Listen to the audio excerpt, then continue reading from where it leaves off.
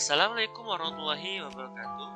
Hai semuanya, selamat datang dan perkenalkan saya Ahmad Fahmi Nindom, mahasiswa X2 Pendidikan Sains Universitas Negeri Surabaya. Di video kali ini, kita akan belajar bagaimana menganalisis data penelitian pendidikan sains, mulai dari validasi, pretest post-test, uji normalitas, verti-test, endgame, sampai angka nilai. Semuanya menggunakan software Jamovi. Tutorial ini cocok untuk mahasiswa, guru, dan peneliti pemula. Yuk kita mulai. Langkah pertama, kita akan kunjungi website Jamovi, jamovi.org. Di sini ada dua versi, ada Jamovi Cloud dan Desktop. Kalian bisa memilih. Jika tidak ingin menginstal dalam perangkat kalian bisa memilih Jamovi Cloud. Tapi jika kalian ingin menggunakan dalam sesi offline misalnya, kalian bisa download Jamovi Desktop. Kita masuk pada aplikasi Jamovi-nya. Nah, sebelum kita menganalisa data kita, sejaknya kita sudah mempunyai data dari apa yang akan kita analisa. Di sini saya punya data pretest dan post-test. Saya punya data respon siswa, saya punya data penilaian validitas ahli materi dan ahli media, kemudian saya juga punya penilaian.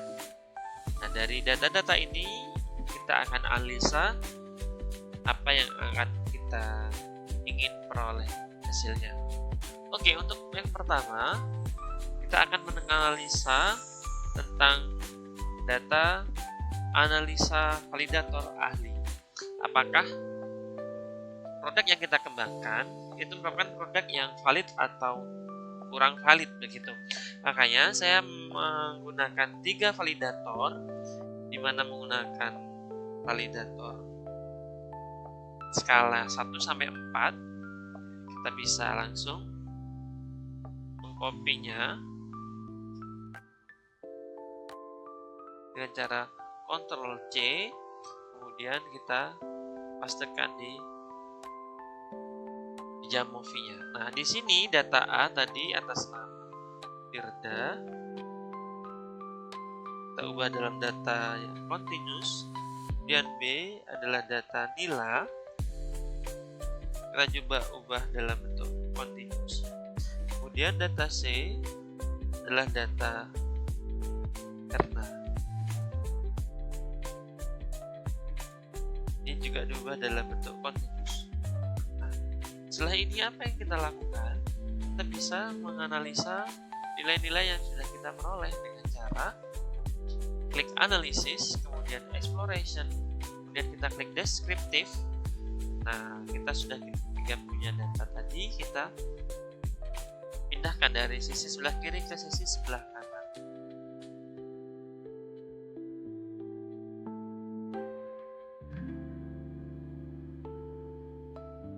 Nah, di sini akan nampak di situ ada mean atau rata-rata, median atau standar deviasi. Jika kita ingin memperoleh data yang lebih lanjut, kita bisa tambahkan sum atau juga.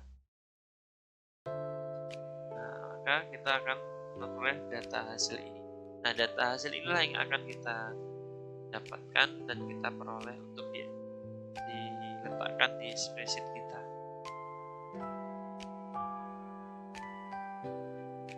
Misalnya di sini mean-nya 3,14, 3,21 dan 3,14. Jadi ketika validator menyatakan bahwa bahan ajar yang dikembangkan merupakan bahan ajar yang valid begitu. Jika kita ingin menambahkan lagi yang baru untuk data ahli media, misalnya kita bisa cara yang sama untuk ahli media, Ami, Dewi, dan Sayuti. Kita kopikan saja nilai-nilainya yang sudah diperoleh dan kita pastekan di lembar kerja yang baru. Sini A tadi itu adalah Mati, B adalah Dewi, dan C adalah Sayuti. Perlu diingat bahwa kita juga harus mengubah data measure type menjadi non-continuous. Jika sehingga data ini bisa diolah.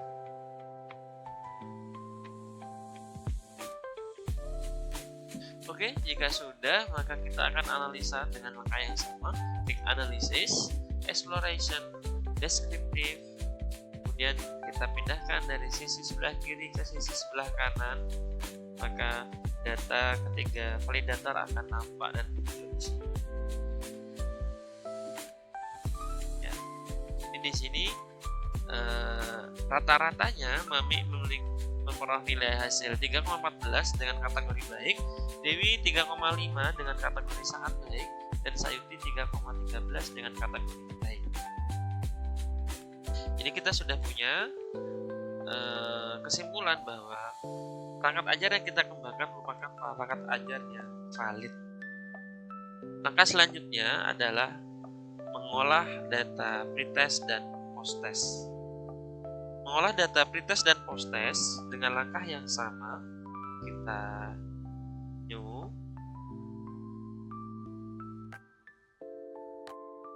Nah, di sini kita bisa langsung kopikan saja, ya. Di sini ada nama Abdul Muiz, pretest dan post-test. Kemudian kita blok sampai jumlah yang kita inginkan. Kemudian kita tinggal paste di spreadsheet yang baru. Nah, tapi jangan lupa ubah data B menjadi data yang continuous. Nah, data B ini kita kasih nama pretest. Untuk data C, post-test, kita ubah juga dalam bentuk continuous. Baik, kita sudah punya data ini, kemudian kita juga akan menganalisa apakah kelas ini merupakan kelas yang normal atau tidak, ya, distribusi normalnya atau tidak, dengan langkah yang sama, yaitu klik analyze, kemudian exploration, descriptive. Di sini kita bisa klik dua-duanya, pretest dan post-test. Nah, kemudian di sini ada statistik, kita bisa centang yang normality, Sapir-Whorf-nya. Nah, nilai Sapir-Whorf yang diperoleh ternyata nilainya lebih dari 0,01, sehingga dapat disimpulkan bahwa kelas ini terdistribusi normal, sehingga kita bisa melakukan uji selanjutnya. Di sini ada 0,9 dan 0,7. Jadi data yang kita peroleh adalah data yang normal. Untuk selanjutnya, setelah uji normalitas, maka kita akan menguji data ini menjadi data t-test berpasangannya dengan cara klik analyze, kemudian ada t-test, kemudian ada pair sample test. Ini kita akan menguji apakah data tersebut datanya ada peningkatan, ya. Jadi pretest dimasukkan, dipasangkan dengan post-test. Kita bisa klik means difference dan effects-nya, atau kita cari tahu nilai dari efektivitasnya. Nah, di sini nilainya 0,8 dan nilai 0,8 telah memenuhi persyaratan lebih dari 0,01, sehingga bisa dikatakan bahwa terjadi peningkatan yang signifikan terhadap media yang dikembangkan.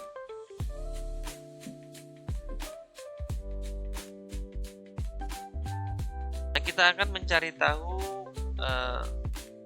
kriteria peningkatannya, apakah rendah, sedang, atau tinggi, dengan cara memasukkan kolom n-gain.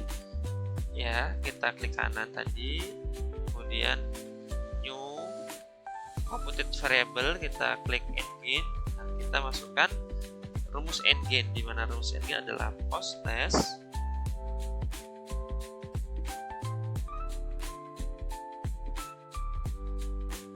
dikurangi pretest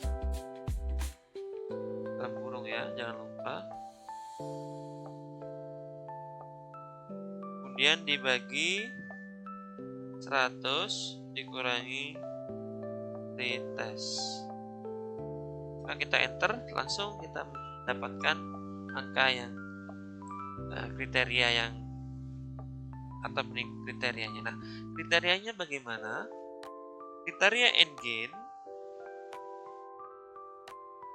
jika nilai kurang dari sama dengan 7, lebih dari sama dengan 7 mulai tinggi, kurang dari 0,3 rendah, dan antara 0,3 sampai 0,69 itu tergolong sedang. Jadi di sini kita bisa menyimpulkan ini sedang, dan sedang. Maka kita bisa cari rata-rata ini ya dengan cara tadi analyze, kemudian exploration, descriptive, kemudian N-gain. Nah, di sini variabel N-gain kita masukkan. Nah, di sini kita bisa melihat mean-nya atau rata-ratanya adalah 0,705. Jadi perangkat yang saya kembangkan termasuk yang memiliki peningkatan yang tinggi, cukup tinggi.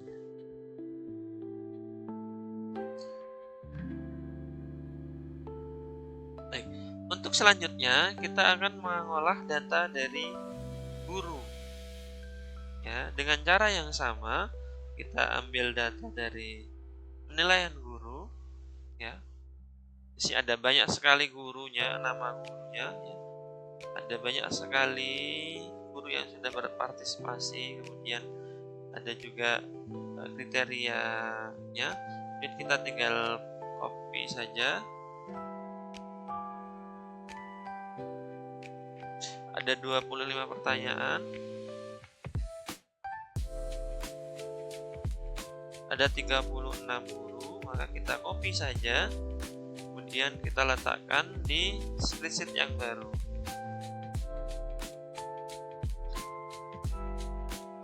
Nah, di sini kita bisa lihat dari seluruh total guru ya.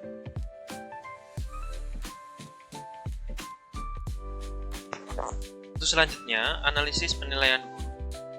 Data selanjutnya adalah penilaian guru terhadap media atau perangkat pembelajaran, biasanya berbentuk skala Likert. Yang pertama, kita uji reliabilitas dengan Cronbach's Alpha. Caranya, klik analisis, kemudian kita klik faktor, dan reliability analysis. Namun sebelumnya pastikan data dalam bentuk kontinuus. Kita klik saja reliability analysisnya dan kita blok dari kolom berapa. Di sini B sampai Z. Ada 25 kolom yang akan dianalisis. Dan kita pindahkan ke sisi sebelah kanan. Secara otomatis akan muncul analisis tentang Cronbach's Alpha. Karena di sini yang dicetak adalah Cronbach's Alpha. Oke, skalanya kita ketemu 0,546.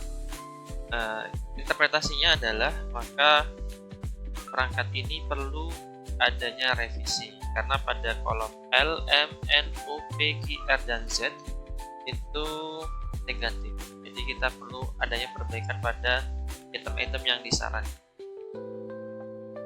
Baik, untuk deskripsi penilaian gurunya bisa menggunakan rata-rata dari semua penilaian, dan di sini ditemukan rata-rata.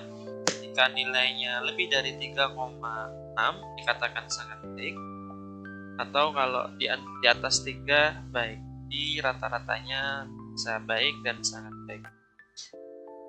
Dari semua analisa yang sudah dilakukan, maka kita akan simpan dengan klik file. Kita bisa mengklik file, kemudian kita save. Kita akan beri nama dan kita akan olah di skripsi atau tesis yang akan kita kerjakan. Itulah cara lengkap menganalisis data penelitian pendidikan sains menggunakan Jamovi, mulai dari validasi asli, pretest, post-test, N-gain hingga penilaian. Semoga membantu dalam penyusunan tesis dan laporan penelitian kalian. Jangan lupa like, share, and subscribe tutorial selanjutnya. Sampai jumpa.